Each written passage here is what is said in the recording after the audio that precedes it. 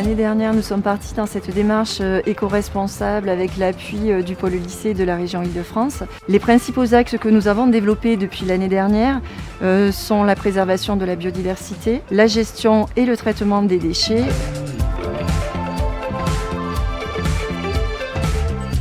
Le projet éco-solidaire repose sur deux partenariats qu'on a avec la société Love Your Waste qui, pour ses tournées et pour la récolte des déchets, met en place des contrats pour des personnes qui sont en réinsertion sociale. Les tables de tri ont été mises à disposition par la région. À partir de là, les élèves à la fin de leur service doivent trier leurs déchets alimentaires.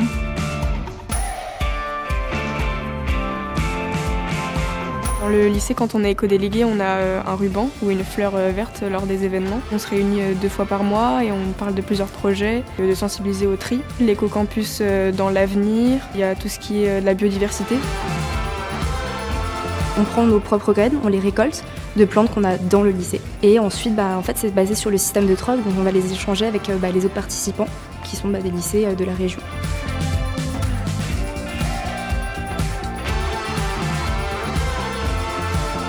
Alors nous avons mis en place un projet de potager au sein du lycée. L'intérêt de mettre en place le potager, c'est de pouvoir cultiver sans produits chimiques, donc sans pesticides, dans un format de permaculture.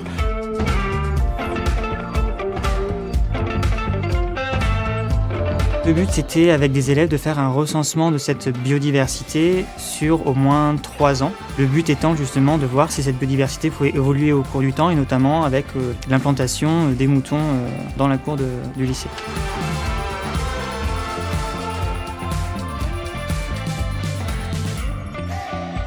Notre établissement possède également un projet d'ouverture internationale avec l'association ADESAF.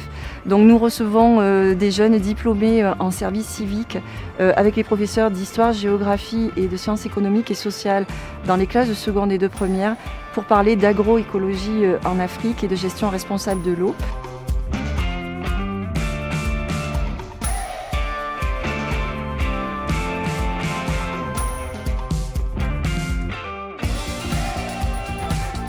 Quand ils ont réalisé leur hôtel à insectes, ils étaient motivés, donc ils ont appris à manier un marteau, à poser du grillage, planter des clous. Ils ont passé de l'huile de lin.